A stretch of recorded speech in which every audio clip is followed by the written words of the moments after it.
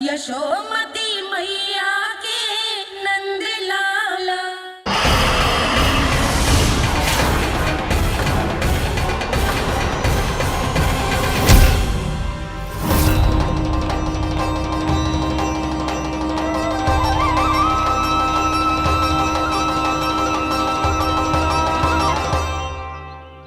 धर्म रक्षक अधर्म विनाशक प्रभु श्री कृष्ण का कौशल सचमुच अद्वितीय है। नारायण नारायण।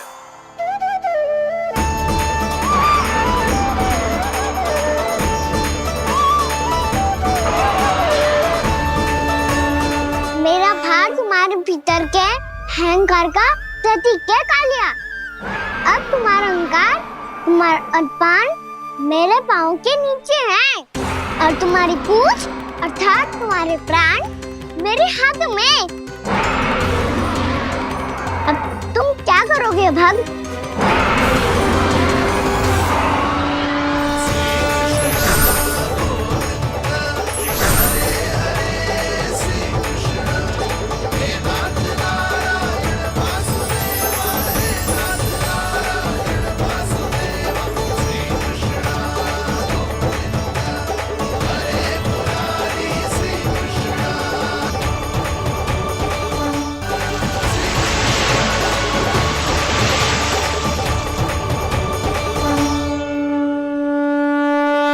प्रभु, भले ये आपको पहचानने में असमर्थ हो, पर हम सब ने आपको पहचान लिया है। हाँ प्रभु, एक भक्त होने के नाते और एक अर्धांगिनी और माँ होने के नाते मैं आपसे इनके प्राणों की भिक्षा मांगती हूँ। अपनी कृपा दिखाइए और इन्हें क्षमा कर दीजिए। आपके लिए मित्र और शत्रु में कोई अंतर नहीं प्रभु। उसी तरह आपकी कृपा और दंड में भी कोई अंतर नहीं। दोनों दया ही तो हैं, अकारण ही किसी को प्राप्त नहीं होती। हमें विश्वास है कि हमारे पति को मिला ये दंड कोई अभिशाप नहीं है, आपका वरदान है। ये सत्य है प्रभु कि इनसे बहुत से पाप हुए हैं। इनके विष से बहुत सारे जीव जंतु को हानि पहुंची है, पर अब आपके चरण इनके शीश पर पड़ गए हैं। ऐसी कृपा तो बड़े बड़े महान महात्माओं को भी दुर्लभ है, और इन्हें प्राप्त हुआ तो अवश्य ही ये किसी महान पुण्य का ही फल है। हे प्रभु, उन्हीं पुण्य कर्मों की शक्ति का आह्वान कर मैं आपसे विनती करती हूँ, इन्हें प्राणदान दीजिए। मैं अपने इस भक्त को क्षमा अवश्य करूंगी देवियों, यदि ये अपने अहंकार को त्याग कर मुझे पहचान ले तो।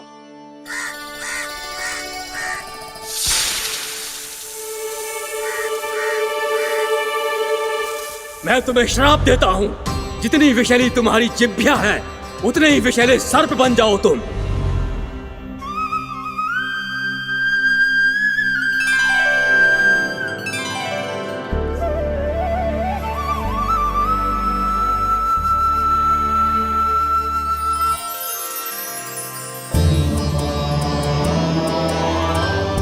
नारायण, मुझे क्षमा कीजिए नारायण। मैं तो आपका परम भक्त था, किंतु मैं आपको पहचान नहीं सका। इसका दंड तो मुझे मिलना ही था, किंतु मैं अब प्रायश्चित करना चाहता हूं।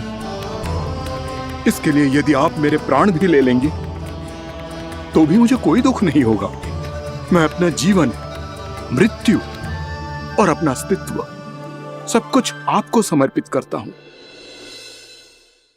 तुम्हें तुम्हारे क्रोध के कारण श्राप मिला, जिसे विशाल सर्प के रूप में तुम्हारा जन्म हुआ, और सर्प का तो स्वभाव है विष फैलाना। इसीलिए तुम्हें दंड नहीं दूंगा मैं। सिर्फ सभी अपराधों का पश्चाताप कर लिया, इसीलिए मैं तुम्हें क्षमा करता हूँ कालिया।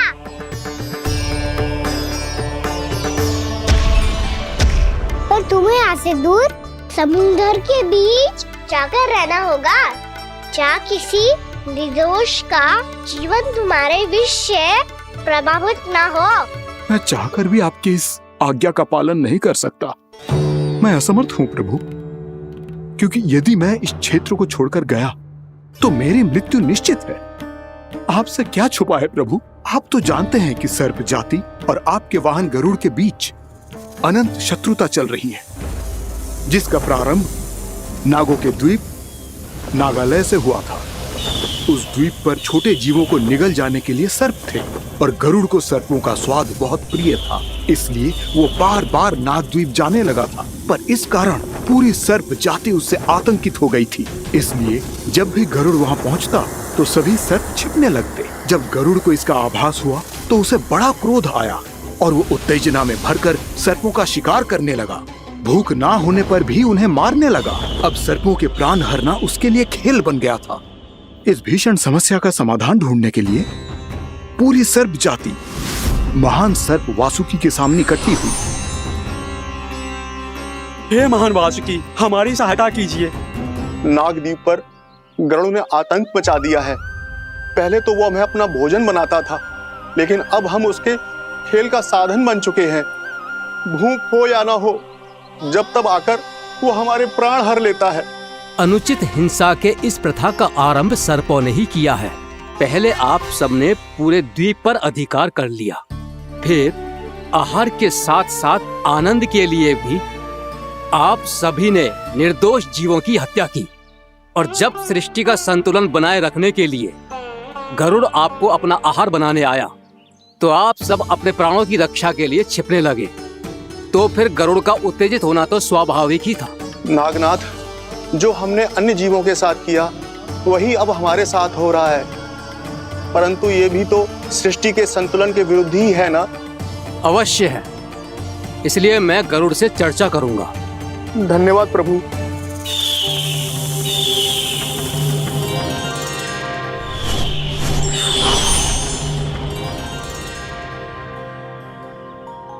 श्री नारायण के वाहन पक्षीराज गरुड़, मैं संपूर्ण सर्प जाति की ओर से आपसे एक निवेदन करने आया हूँ। कहिए, क्या कहना चाहते हैं आप? हे पक्षीराज, यदि आप हम पर ऐसे ही आक्रमण करते रहे तो शीघ्र ही हमारी प्रजाति समाप्त हो जाएगी। इसीलिए हमारी आपसे विनती है, यदि आप उचित समझें तो सर्पों के किसी एक घर से हम आपको एक सर्प प्रतिदिन अर्पित करेंगे। आप उसको आहार बनाइए और अन्य सर्पों को जीवित रहने का अधिकार दीजिए। मुझे स्वीकार है। तब से प्रतिदिन किसी एक घर से एक सर्प गरुड़ के भोजन के लिए भेजा जाने लगा। समय के साथ मेरे घर की भी बारी आई, परंतु मैंने एक बहुत बड़ी भूल कर दी। समय आ गया है स्वामी, आज गरुड़ के आहार के लिए इसे चुना गया है। कौन है यह गरुड़ और क्यों दूं मैं इसे कोई भेंट? स्वामी, सभी सर्प राज्यों और गरुड़ के बीच में यही समझौता हुआ है, हमें इसका सम्मान करना ही होगा। मैंने कोई समझौता नहीं किया, मैंने कोई वचन नहीं दिया और ना ही मैं किसी गरुड़ से भयभीत होता हूँ। यदि इस राज्य में किसी को सर्पों को अपना आहार बनाने का अधिकार है तो वो केवल मुझे है। अब से गरुड़ को दी जाने वाली हर भेंट मुझे दी जाएगी, महाविषधारी महान नागराज कालिया को। ये और कुछ नहीं, मेरा अभिमान था प्रभु, और ये मेरे इस जन्म की सबसे बड़ी भूल थी, क्योंकि फिर जब गरुड़ को इस बारे में पता चला तो। कालिया, अभिमान में आकर तूने अपने काल को ललकारा है। जिस कालिया के नाम में ही काल छिपा है, तू उसे ललकारने का दुस्साहस कर रहा है गरुड़। स्वयं को भगवान विष्णु का वाहन कहता है, तो वाहन का ही कर्म कर। स्मरण रख, इस धरती के सर्वश्रेष्ठ योद्धाओं के लिए भी मैं मृत्यु का दूत हूँ। विनाश काले विपरीत बुद्धि। तो जैसे मूर्ख सदा इस युक्ति को सार्थक करते आए हैं, अपने विनाश को आमंत्रण किया है, तो अब भोग।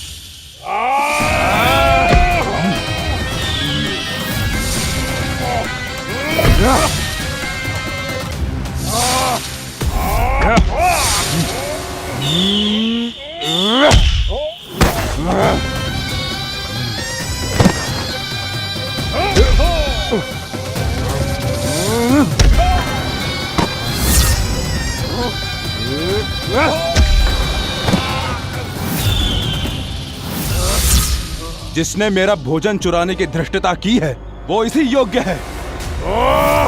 तू मुझे जानता नहीं है गरुड़, मैं महाविषधारी नाग कालिया हूँ। तेरा इतना दुस्साहस कि तूने मुझ पर चरण से प्रहार किया। वाह!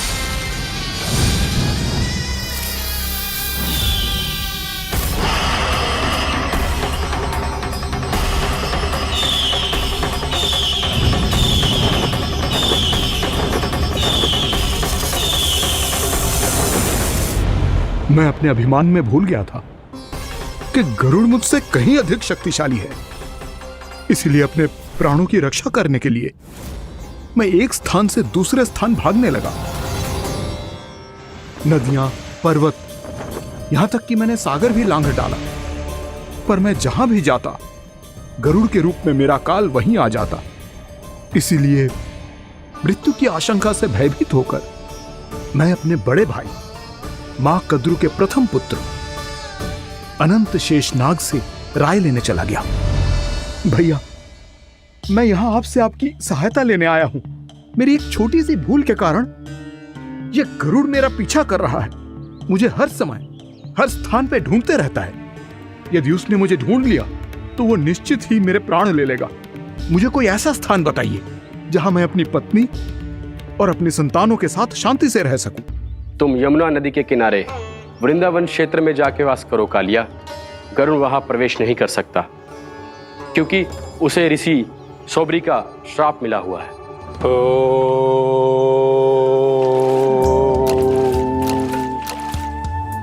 ध्यान और तपस्या का नित्य कर्म करते हुए ऋषि के मन में मछलियों के प्रति प्रेम भाव इतना बढ़ गया कि वो भूल गए सभी जीव खाद्य श्रृंखला का भाग होते हैं और मछलियां भी इस नियम की अपवाद नहीं है। उन्हें मछलियों की अटखेली इतनी अच्छी लगने लगी कि वो इस क्षेत्र के मछुआरों को भी मछली पकड़ने की अनुमति नहीं देते थे।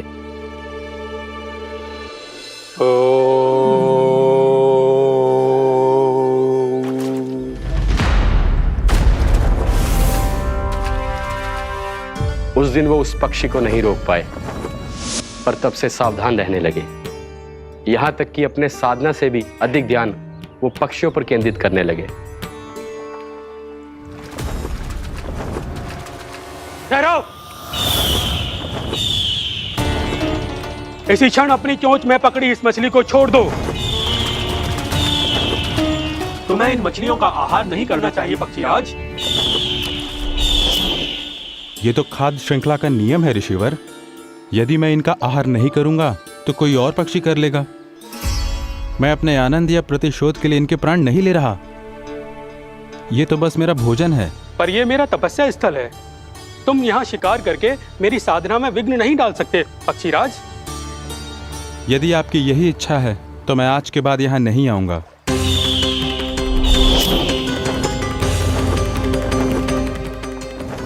पर आज ये मछली मेरे आहार के रूप में पकड़ी जा चुकी है।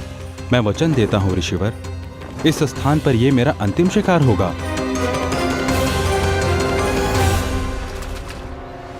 आज के बाद यदि तुमने वृंदावन की निकट उड़ान भी भरी तो तुम सैकड़ों टुकड़ों में फटकर मारे जाओगे पक्षीराज।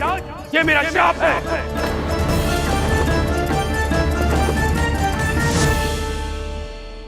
और इसीलिए भैया शेषनाग के सुझाव के अनुसार मैं यहां आ गया।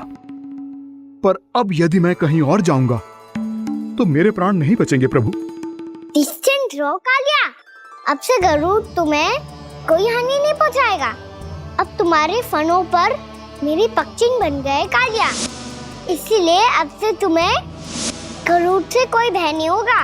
निश्चिंत होकर अपने परिवार के साथ गहरे समुद्र में चले जाओ और सुख से शांति से निवास करो। पर ध्यान रहे निर्दोष जीवों को हानि ना पहुंचे। आपने मुझे जीवन दान दे दिया प्रभु, इस उपकार से मैं कृतज्ञ हूँ प्रभु। आदेश दीजिए, मैं आपकी सेवा कैसे करूं? तुम्हारे जल क्षेत्र से 1 कोटि कमल पुष्पों को लेने की अनुमति दे दो कालिया। यही मेरी सेवा होगी। प्रभु, ये तो मेरा सौभाग्य होगा।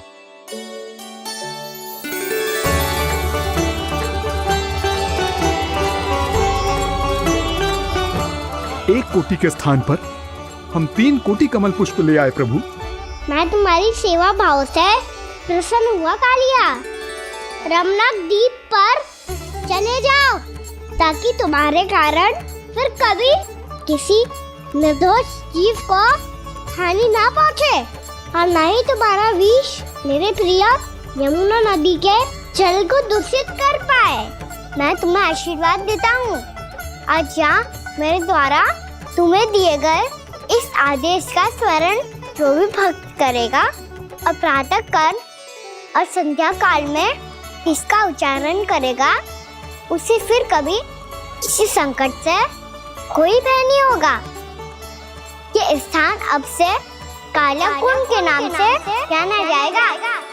यहाँ पर स्नान करने वाला और देवताओं को इस क्षेत्र से जल का अर्घ्य देकर प्रसन्न करने वाला भक्त यदि मेरा स्मरण करके पा सकेगा तो वो अपने सभी पापों से शीघ्र ही मुक्त हो जाएगा।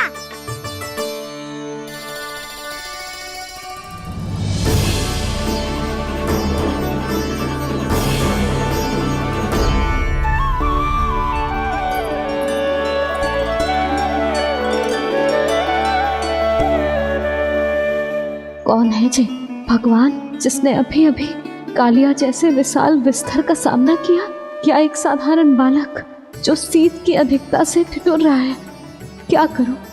मैं लल्ला को ममता के आंचल में छुपा लूं या भक्त बनकर प्रभु की लीला देखती रहूं? क्या करूं मैं? कितना ठंडा था जल, बहुत सर्दी लग रही है। सर्दी से तड़पते हुए कैसे देखूं इसे? अभी जाके अपने पल्लू से सुखाती हूँ। हृदय से लगा के स्नेह की आंच दूंगी तो सर्दी पल भर में छूमंतर हो जाएगी।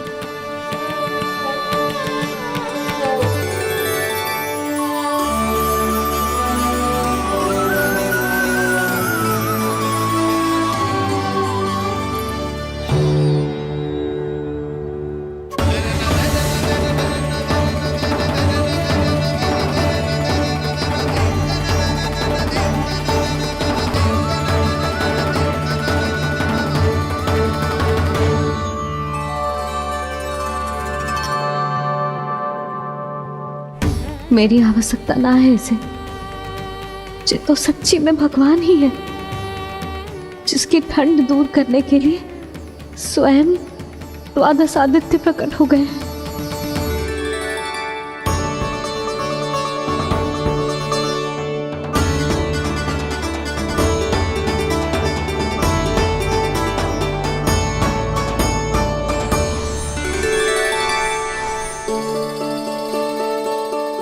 क्या किया आपने?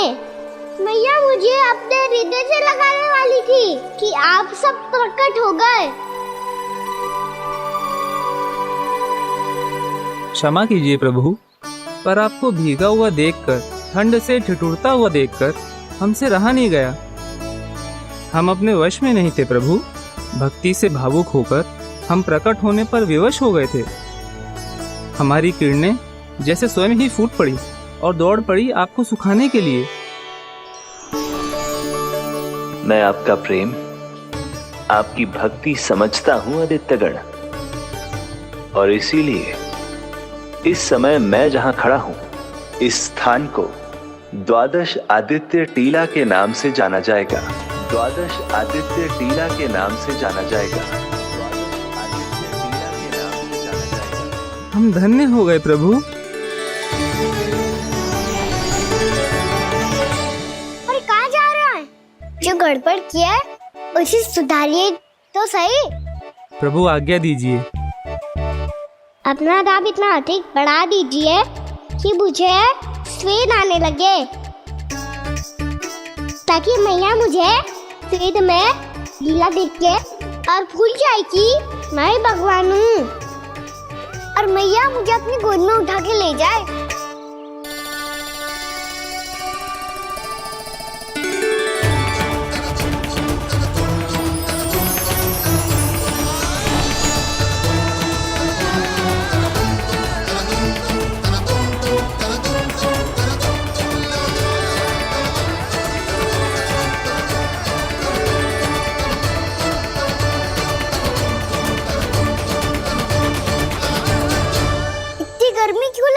मैया?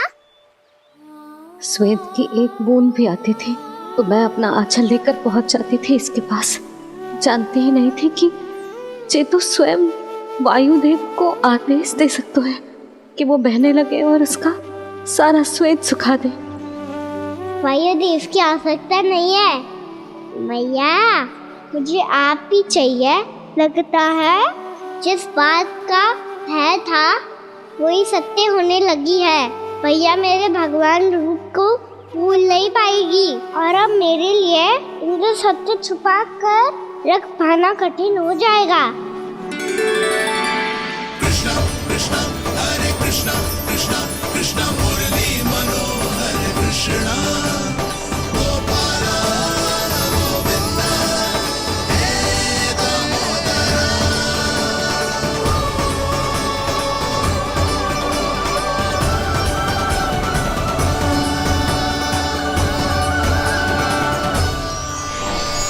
प्रभु, आपके श्वेत से बने इस प्रसंगदान सरोवर का प्रणाम स्वीकार कीजिए।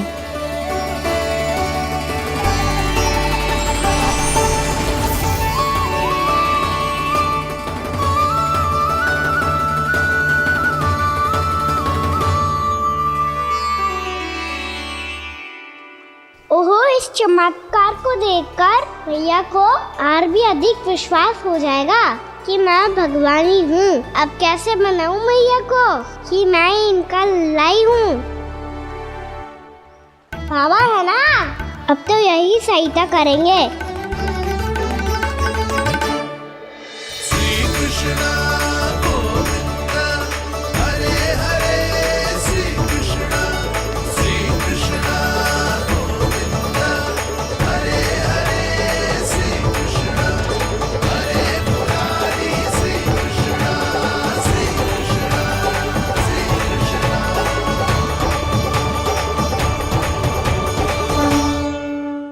बाबा एक कोटी ना, मैंने तो 3 कोटी कमल पुष्पों का प्रबंध कर दिया है और चिंता करने की आवश्यकता ना है। 1 कोटी कमल के स्थान पर 3 कोटी कमल पुष्प मिल गए हैं। हाँ कान्हा, मैं उचित संदेश के साथ ये सारे पुष्प उस कंस के पास भिजवा दो। महाप्रक्रमी कान्हा की जय, वृंदावन रक्षक कान्हा की जय, महाप्रक्रमी कान्हा की जय। भानु जी नंदराज, बाकी गांव वालों को लेकर ये सारे पुष्प इकट्ठा करो और कंस के दरबार में पहुंचाओ। जी।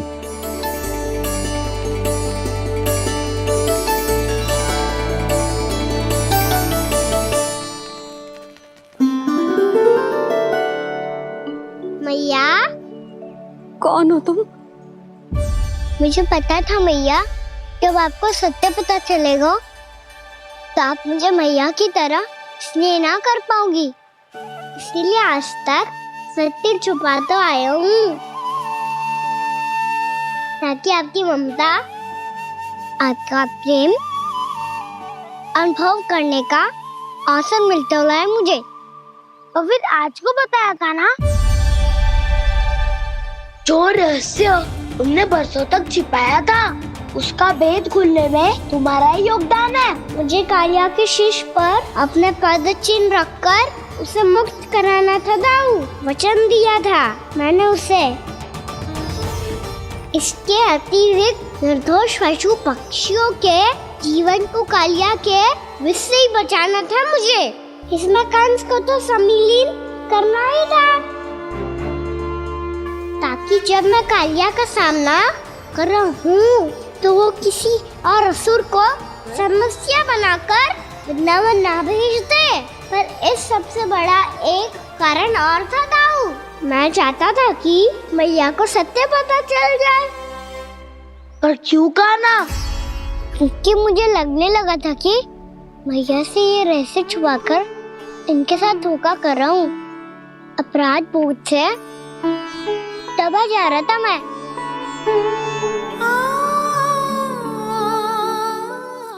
जो सत्य आपको, बाबा को, सभी को पता है, यहाँ तक कि मेरे सखा भी जानते हैं, वो सत्य मैंने मैया से छिपाया। केवल इसी लोक में कि मुझे इनकी ममता प्राप्त होती रहे। पर ऐसा करके मैं अपने से निस्वार्थ प्रेम करने वाली मैया को धोखा दे रहा था। आप ही बताओ दाऊ, जो इस संसार में मुझसे सबसे अधिक भरोसा करता है, उसी के साथ छल कैसे कर सकता हूँ मैं? हाँ, मैं नारायण का अवतार हूँ,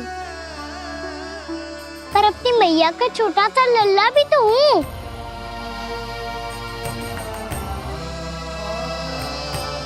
इसीलिए तो यमुना जी में छलांग लगाने का एक कारण इस गेंद को लेने जाना भी था। ने स्नेह से बनाई थी मैया ने गेंद, इसे अपने से दूर कैसे होने देता मैं? आपको आभास भी ना है मैया कि आप मेरे लिए कितने महत्वपूर्ण हो।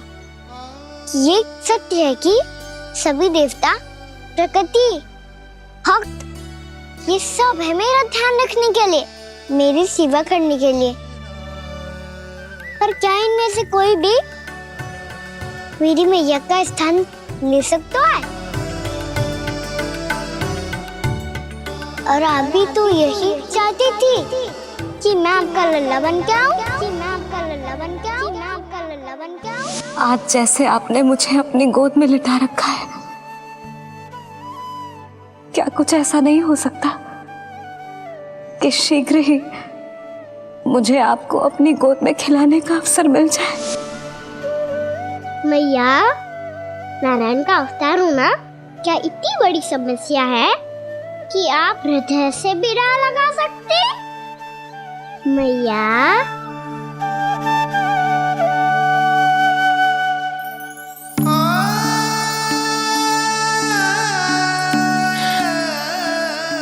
मेरा कान्हा, मेरा लल्ला।